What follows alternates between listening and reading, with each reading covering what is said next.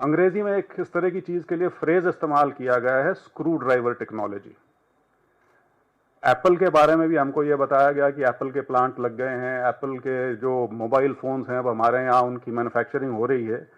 लेकिन वो भी यही है, असेंबली है, सिर्फ मैन्युफैक्चरिंग नहीं है। तो दाहोद में भी जो सरकार की खुद की विज्ञप्ति थी, उसमें जो क्लेम किया गया था, जो दावा किया गया था, वैसा ना होकर यहाँ पर भी सिर्फ असेंबली और टेस्टिंग के लिए ये प्लांट बनाया गया है। इसके साथ प्रश्न उभर के आते हैं कि जो पूरी प्रक्रिया अपनाई गई है इस 26,000 का कॉन्ट्रैक्ट देने में, आज तक ये स्पष्टता नहीं है कि इसका बिडिंग प्रोसेस जो था उसमें और कौन कौन शामिल हुए थे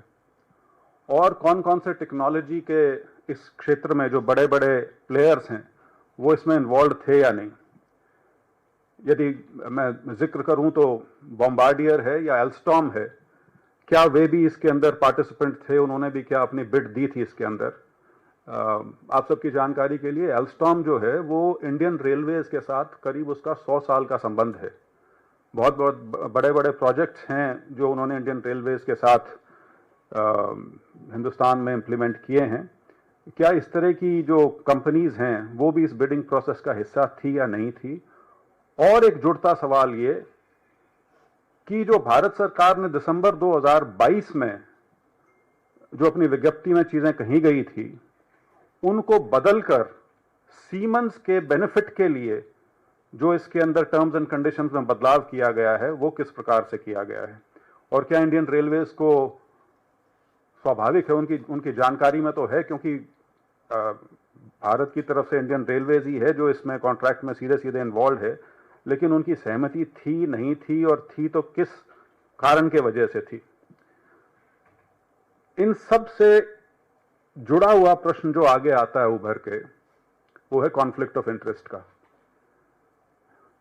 आप सबको शायद जानकारी होगी इस बात की कि हमारे जो मौजूदा रेल मंत्री हैं वो राजनीति में आने से पहले कुछ साल कॉरपोरेट सेक्टर में रहे हैं, और उनकी एक काम जो उन्होंने किया प्राइवेट सेक्टर में, वो बहुत बड़े स्तर पे उच्च अधिकारी के तौर पे वाइस प्रेसिडेंट डेजिग्नेशन था उनका सीमेंस लोकोमोटिव इन इंडिया के। तो ये सिर्फ संयोग है या कुछ और है कि सीमेंस को भारतीय रेल का, सीमेंस के आज तक के इतिहास का सबसे बड़ा कॉन्ट्रैक्ट 26,000 करोड़ का उस समय में मिलता है जिस समय देश के रेल मंत्री एक ऐसे व्यक्ति हैं जो सीमेंस लोकोमोटिव्स इन इंडिया के वाइस प्रेसिडेंट रहे हों। एक बड़ा सीधा सीधा प्रथम दृष्टया एक कॉन्फ्लिक्ट ऑफ इंटरेस्ट इसके अंदर कहीं नजर आता है। सो ये जिन चीज़ों का मैंने उल्लेख किया उससे एक चीज़ तो स्पष्ट है कि यहाँ पे फॉरेन कॉरपोरेशंस को तरजीह देकर जो हमारी अपनी क्षमता बढ़ाने का जो एक हमारा ध्येय है, जो मेक इन इंडिया का जो एक